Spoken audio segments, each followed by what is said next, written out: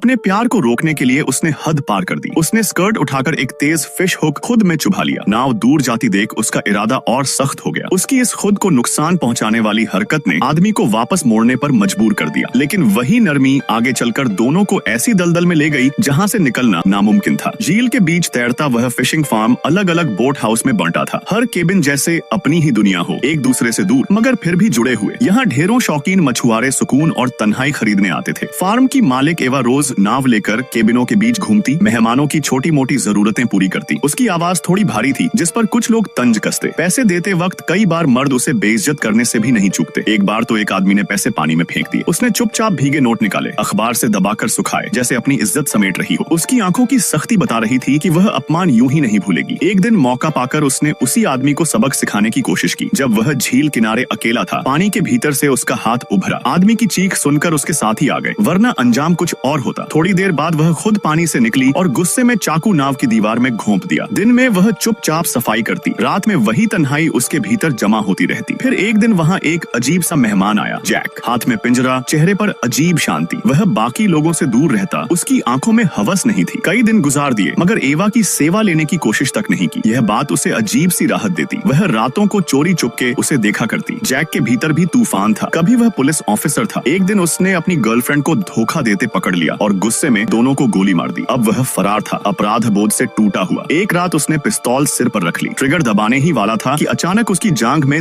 तेज दर्द उठा। एवा ने चाकू से वार कर दिया था। पिस्तौल पानी में गिर गई। वह होश में आया और अंधेरे में उसे नाव खेते दूर जाते देखा। सुबह उसने खुद को अजीब सी शांति में पाया। सामने वाले केबिन में वह काम में लगी थी। उसने भी दिखावे के लिए फिशिंग रॉड उठाई, तार काट हुक बनाया, मगर चारा लगाना भूल गया। उसने मुस्कुराकर डिब्बे से केंचुआ निकाला, 2 हिस्सों में काटकर हुक पर टांग दिया। जब उसने कांटा खींचा और चारा देखा, उनकी नजरें मिली। वह हल्के से मुस्कुराई और उसने पकड़ी हुई मछली वापस पानी में छोड़ दी। धीरे धीरे दोनों के बीच खामोश रिश्ता बनने लगा। उसने तार से छोटा सा झूला बनाकर दिया जिस पर एक नन्हा सा खिलौना झूलता था। वह पहाड़ी से मेंढक पकड़कर उसके तोते को खिलाती। एक बार वह आवाज सुनकर बाहर आया मगर वह झेप कर लौट गई। बाद में उसने झूला देकर शुक्रिया कहा। अब उसके दिनों में उम्मीद जुड़ गई थी। वह आईने से धूप की किरणें उसकी तरफ मोड़कर इशारे करती, मगर जैक के दिल पर अपराध का बोझ था। वह उसके इशारों को गलत समझ बैठा। उसे भी दूसरों जैसा समझ लिया। एक बरसाती रात वह शराब लेकर उसके पास पहुंची। कुछ पैग के बाद जैक ने उसे जबरदस्ती पकड़ लिया। उसने उसके जज्बातों को नहीं समझा, उसे नीचा समझकर उसके आत्मसम्मान को ठेस पहुंचाई। आहत होकर उसने उसे पानी में धक्का दे दिया। जैक को गुस्सा आया। उसे लगा जो औरों के लिए सब करती है वह उसके लिए क्यों नहीं।